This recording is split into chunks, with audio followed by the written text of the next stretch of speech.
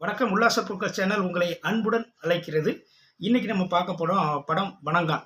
பாலா, இயக்குனர் பாலா. இவர் படம் வந்துட்டாலே சினிமா ரசிகர்கள் கொண்டாடி தீர்த்துருவாங்க. படம் எப்படின்னா இருக்கட்டுங்க, பாலா படமா நான் பார்ப்பேங்க அப்படிங்கிற மாதிரி பெருவாரியான ரசிகர்களை தன் பக்கம் ஈர்த்து கொண்டவர் தான் இயக்குனர் பாலா. அப்படி அவருடைய ஏன் அப்படி என்ன அவர் படத்துல ஸ்பெஷல் இருக்கும் அப்படின்னு பார்த்தீங்கன்னா, ஒரு அழுத்தமான காட்சி அமைப்பு இருக்கும். நம்ம அன்றாடம் பார்க்கக்கூடிய எளிய மனிதர்கள பிரதான கதாபாத்திரமா கொண்டு வந்திருப்பாரு.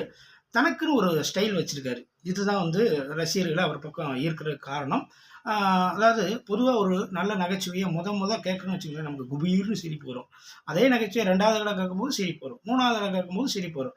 4வது தடவ, 5வது தடவ ரிப்பீட்டாவே அந்த நகைச்சுவைய பார்த்துக்கிட்டே இருந்தா நம்ம சேனல மாத்திருவோம்.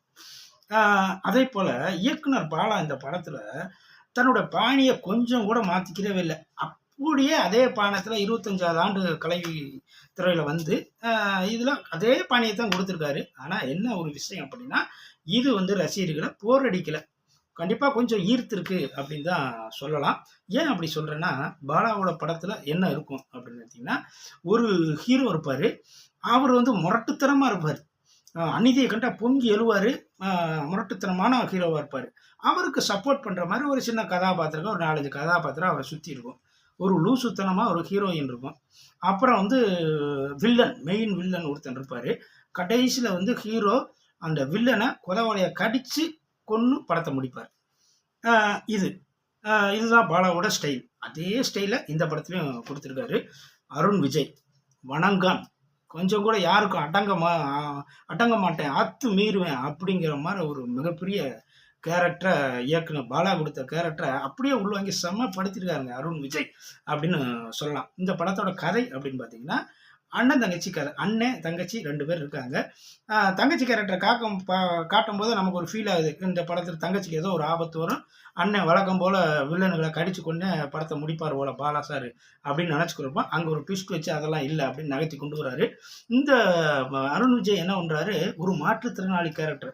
வசனம் பேசியிருந்தா கூட அவ்வளோ எஃபெக்ட்டா இருந்திருக்காது. ஒரு வாய் பேசாத ஒரு மாற்றுத்திறனாளியா நடிச்சதுல படம் வந்து ப்ளஸ் பாயிண்ட்டா இருக்குது அது.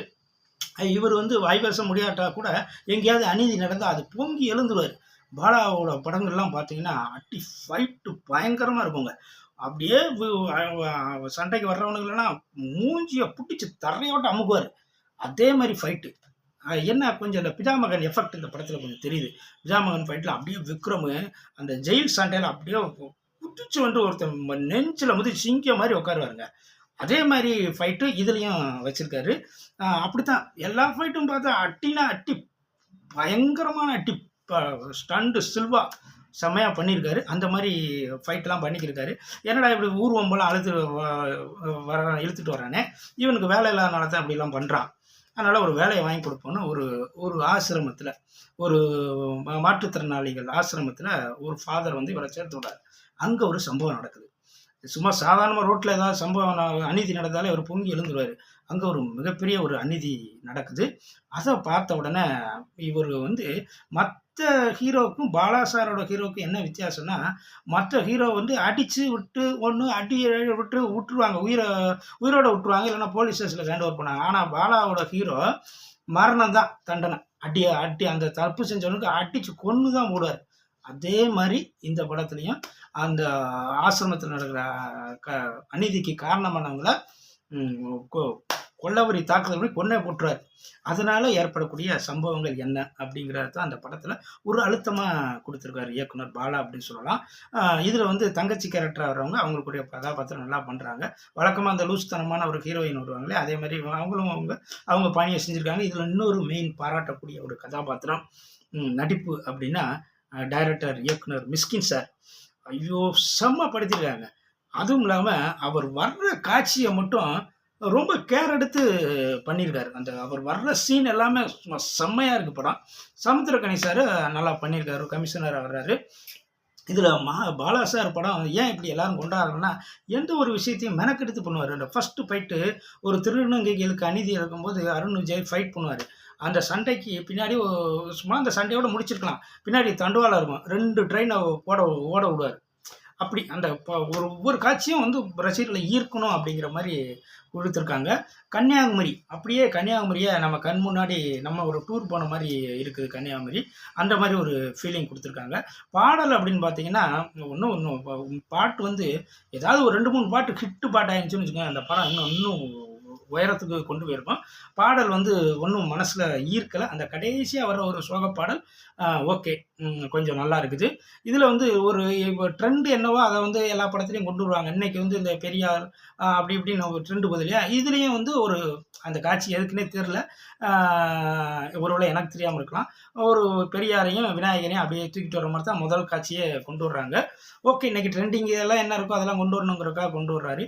இன்னைக்கு வந்து பாலியல் பிரச்சனைகள் நிறையா நாட்டில் நடந்துருக்கிற சமயத்தில் இந்த படம் வந்திருக்குது. இது போற்ற வேண்டிய படம் தான். வழக்கமாக வந்து பாலா சார் வந்து அவருடைய படத்தில் ஒரு மெயின் கேரக்டர் வந்து சாகடிச்சிருவார். அப்படியே அந்த அழுத்தத்தில் ரசிகர்கள் அப்படியே அழுக கனத்த இதயத்தோட வெளியே வருவாங்க. இதுலேயும் அதே மாதிரி தான் ஒரு மெயின் கேரக்டரை சாகடிச்சிருக்காரு.